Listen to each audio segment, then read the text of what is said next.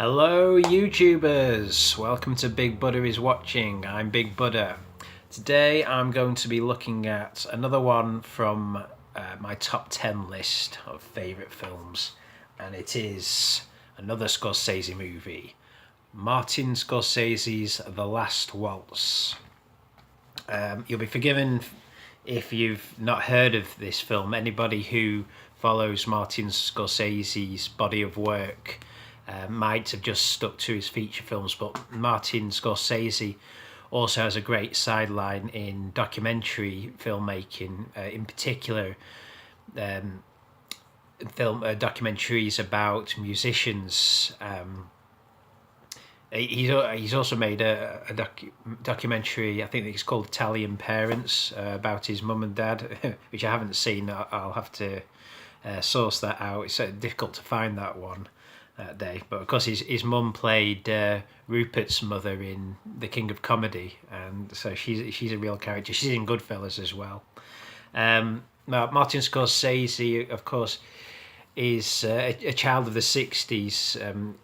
He's a typical war child, born in the 40s, grew up in the 60s, and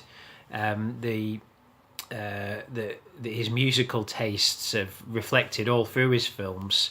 The last concert film he made was Shine a Light, a concert movie about of the Rolling Stones.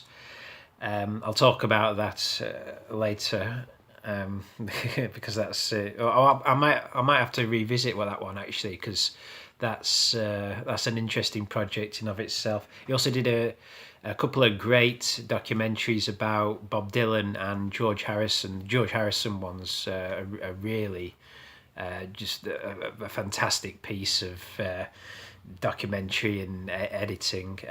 But if you wanted to trace his roots as a musical documentary maker right back, it really starts with this, The Last Waltz.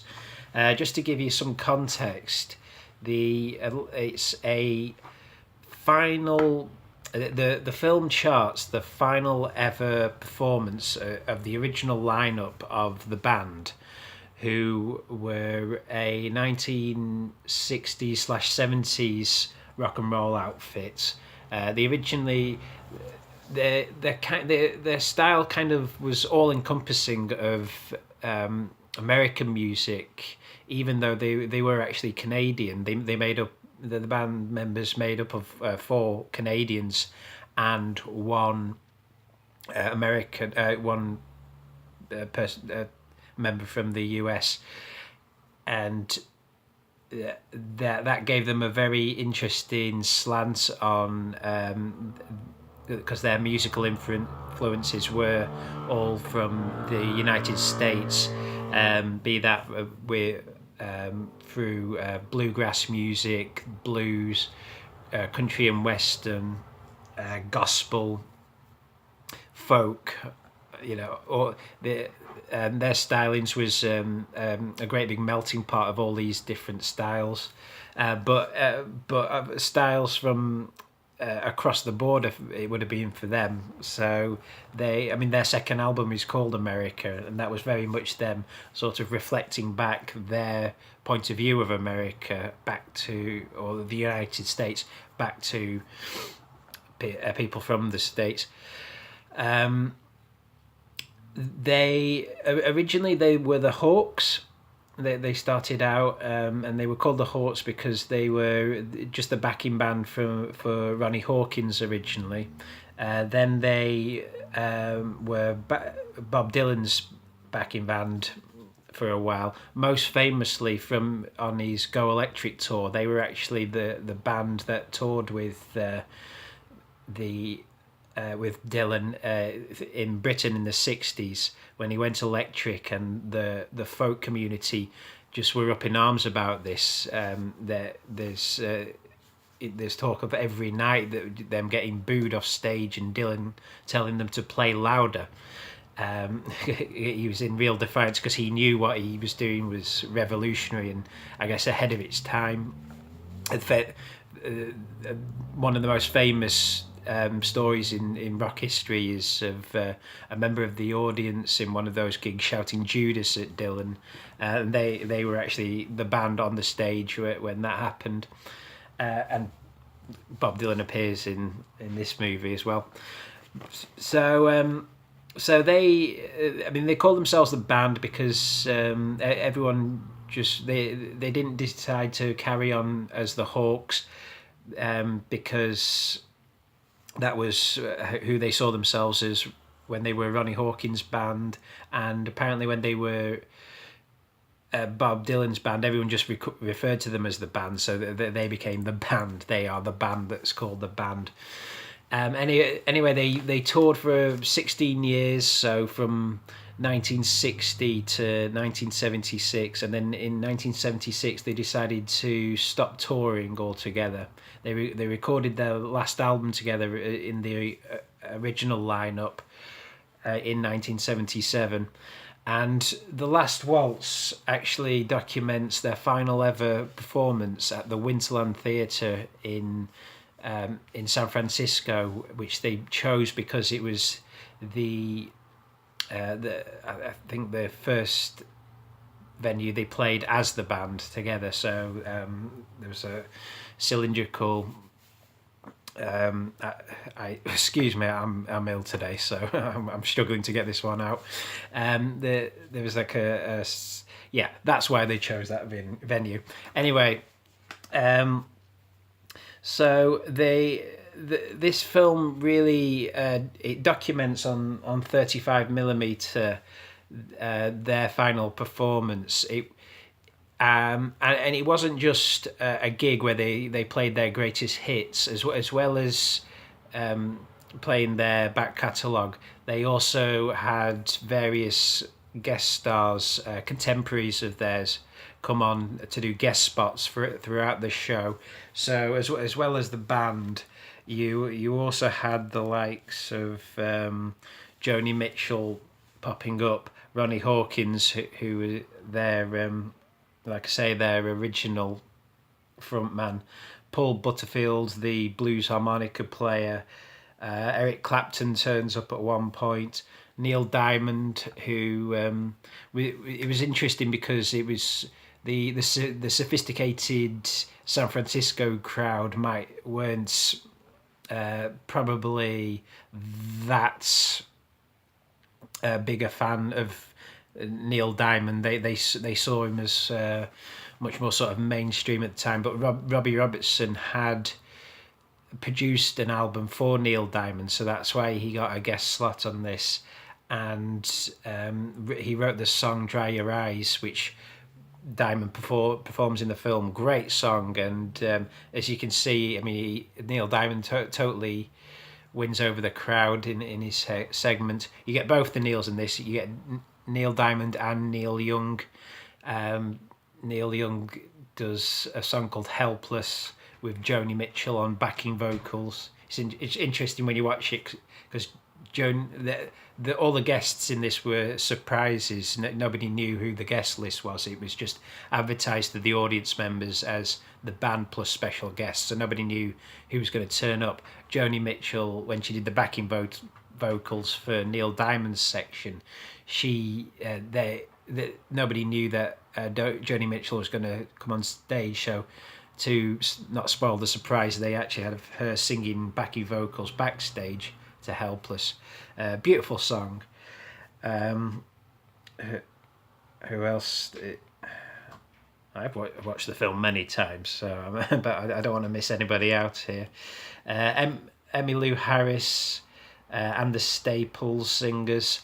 There's a couple of sections in this film that are not taken from the stage show. They were actually recorded a few weeks later on a soundstage by Scorsese, and without an audience, just a crew and a little set, and you can really see Scorsese would later go on to direct some music videos in the 80s, some successfully and some not so successfully. And he believe it or not, he actually directed the video for Bad, Michael Jackson's. It's Bad by name, if you ask me.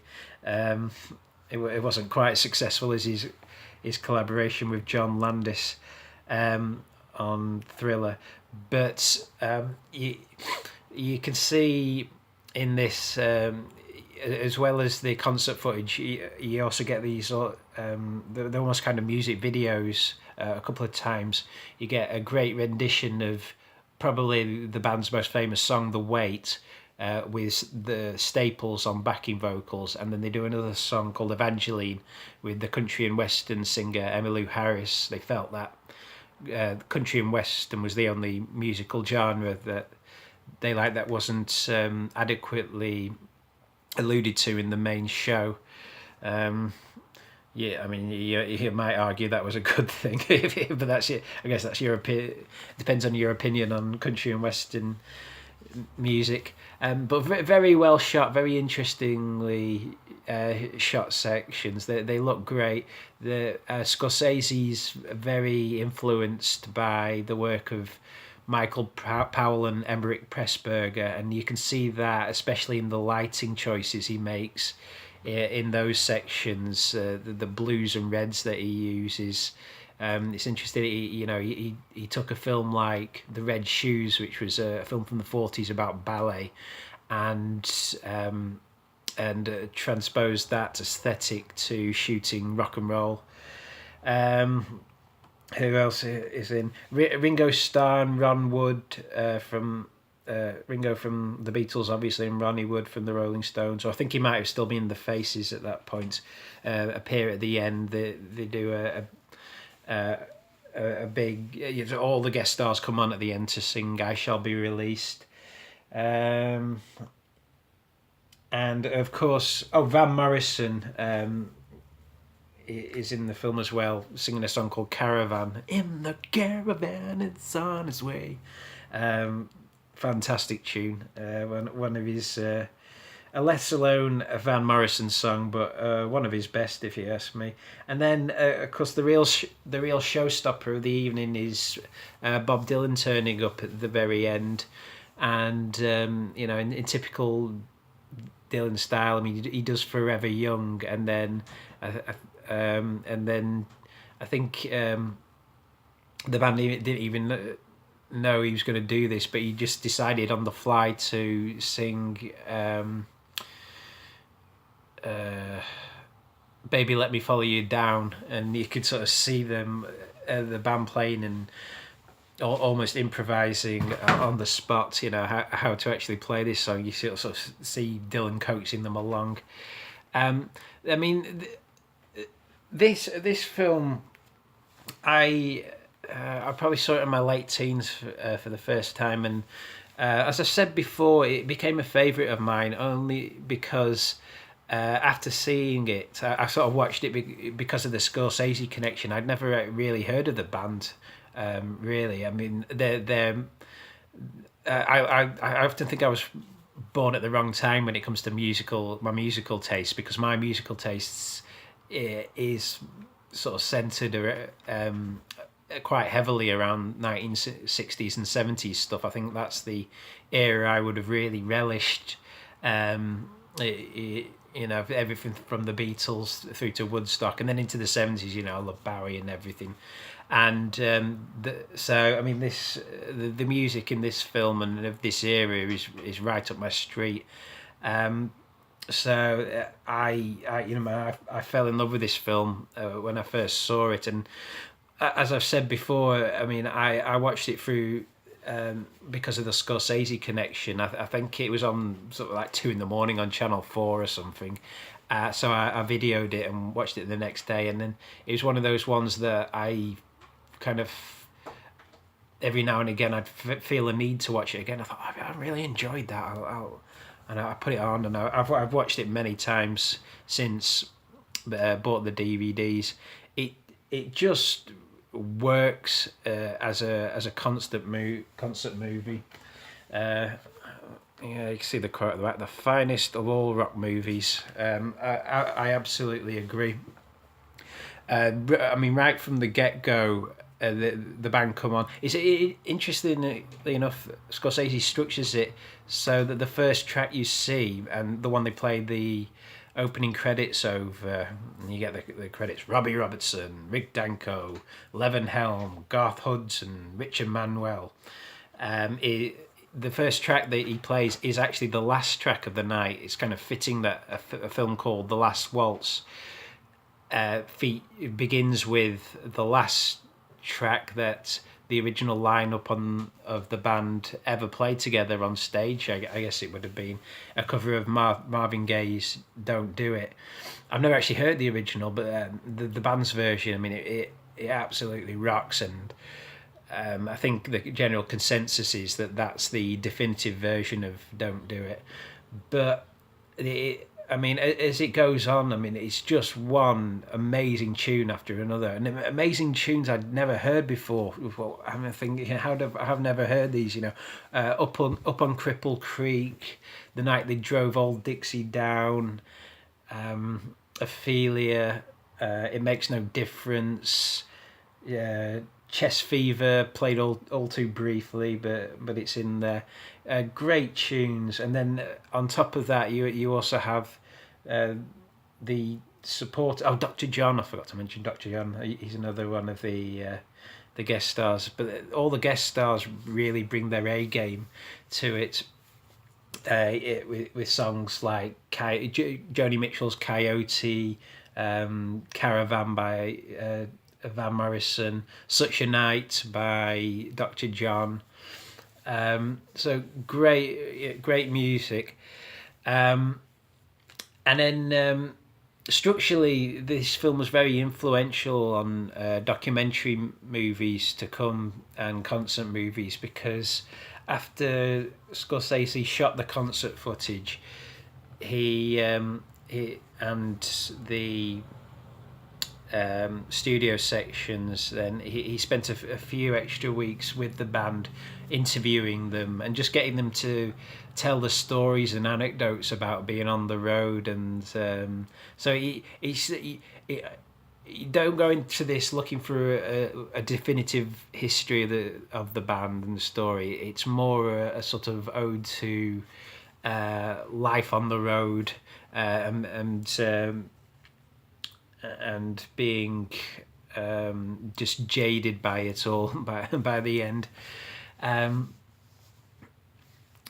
Yeah, I mean, like I said, the band, they became my favorite, one of my favorite bands after watching this film. Definitely, my top five, maybe my top three. And what's amazing about watching them on stage is you can see the chemistry.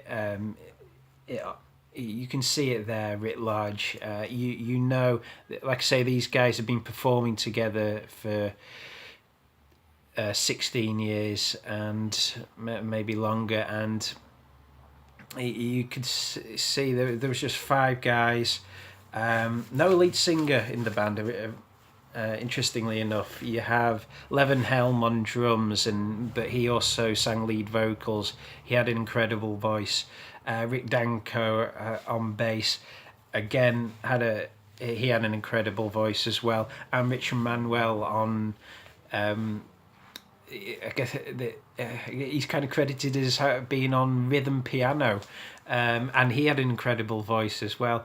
And you got Robbie Robertson as well, who, I mean, there was kind of a little push after this film came out to get him acting roles, because he has great presence, he has great charisma on screen and on stage. And he looks like a movie star in this. He looks like an actor. After this, I mean, he really made a living after this working with Scorsese. He has a credit on a lot of his films for sourcing new music and writing original pieces for his films after this. especially I think he wrote some original pieces for The Colour of Money. I think the only acting he did after this, he had a part in a film called Carney, which is a film about set on a carnival, which has a very young Jodie Foster in. The the sort of allusions to Jodie Foster's supposed homosexuality in a lot of her films, and that the very earliest example of this is in the film Carney. She's interesting to watch for that, and for some a couple of tunes that are obviously Robinson penned in the film. Yes, I mean they're just an incredible lineup. Sorry, I also should mention Garth Hudson as well, who plays the backing piano and organs, and so it's interesting they have these two piano players in there. But they just you don't really get bands as polished at live performance as this anymore, I don't think, because these guys, I mean, they spent over a decade working 6 or 7 nights a week, every night, just playing the music, getting good, getting in tune with each other, really perfecting their live work. And you can see it in this film. The songs just sound perfect. They sound too good to be live. You almost can't believe that they were performed live, because they sound like studio tracks. They're almost as polished as that, and you only get that with an outfit that's really put the hours into live performance. And nowadays with editing, and I mean, you can create music on your mobile phone now, so you don't really get that kind of polished, done on the hoof quality that these guys have. And you can tell that these guys, that music was in their soul. There's footage of them being interviewed where they just get out the guitars and the violins and just have a little hoedown, just then and there, just because that's how they unwind. The music's on the brain when they get up in the morning, and it's there when they go to bed at night.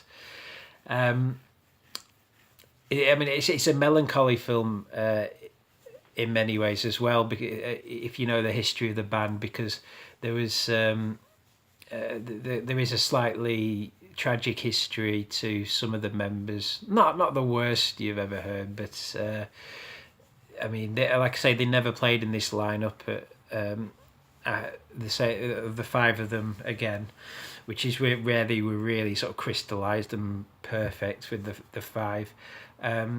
They did tour after that as a 4-piece and a 3-piece, and that if you can see that footage on YouTube, and it is still magic, especially with Levenhelm at the centre. He was such an amazing performer, Levenhelm. He died very recently. There's talk of another couple of members. I think like Rick Danko and Richard Manuel's struggled with addiction, through alcohol or narcotics through their life, and depression as well. So that they had slightly sadder stories, which is a shame, because they really were a talent. Richard Manuel was the main songwriter for the band, but he kind of drank his talent away, sadly, a little, and Robbie Robertson took over songwriting duties. And Robbie Robertson is an incredible songwriter as well as being, you can see it in this, as well as being one of the greatest guitar players ever. He's up there with Hendrix, if you ask me, and John Squire. There you go. That's my top 3: Hendrix, John Squire, and Robbie Robertson. So, what makes this an incredible film is not only do you have that the stars aligning and this incredible events happening on stage, you also have a filmmaker who's really gone to town and really done his homework and his prep into shooting this movie. And apparently he shot it like he would a narrative film. You know, he knew where he's going to put the camera, and at one point he didn't have 100 cameras and cranes and all sorts when he shot this. He had literally 5 locked off cameras, 3 shooting the stage and 1 at the side and 1 at the back for some whip pans. But he knew what he was going to shoot literally on each line of the song and each section.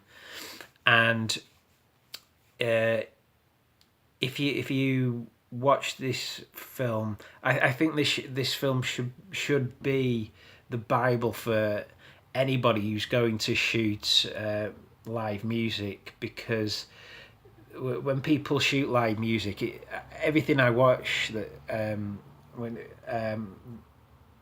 it's shot live is really infuriates me when I watch it, because when you watch live music, it's always cut, whip pan. It feels like the editing has to be in tune, or the mixing and the vision mixing has to be in tune with the beat of the song. And Scorsese knew, no, that wasn't the case. You know, there's long takes in this film, but he knew that, when a singer's singing, all you need to do is shoot the singer's face singing, because that's where the magic is. And then when the guitar solo comes in, that's when you cut to the guitar. That's where the magic is. That's the thing that's going to hold the interest of the person watching at home, because that's the thing that the audience were all looking at. You know, if a guitar player is doing an amazing guitar solo, or a saxophone player is doing an amazing saxophone solo, you don't cut to the drummer or you don't cut to the crowd, because who wants to see that? You know, just keep it on there. Jonathan Demme, when he made Stop Making Sense, the Talking Heads live concert film, which is I'd say the second greatest rock concert film ever made. He very much learned his lessons from this film, and that's how he shot that film. You know, when David Byrne's singing in Stop Making Sense, you're on David Byrne the whole time, because what else are you going to show at that moment that's going on that's going to be more interesting than that? So, and I know films like An Inconvenient Truth and loads of documentary films took the structure from The Last Waltz of stage, interview section, VT footage, whatever. So there you have it. You know, it was a monumental evening, an evening in rock history, and you had this great filmmaker there to capture it. Sounds a real interesting evening. It took place on Thanksgiving, 1976. I'm English, so when's Thanksgiving? Is it in November? I know it's always cold in those movies. They had 5,000 people in the theatre. They gave them all Thanksgiving dinner, so that they all had turkey. Then they actually had a waltz, so they had ballroom dancing. They had a couple of poets of San Francisco come on, do readings. Which are actually used in the film.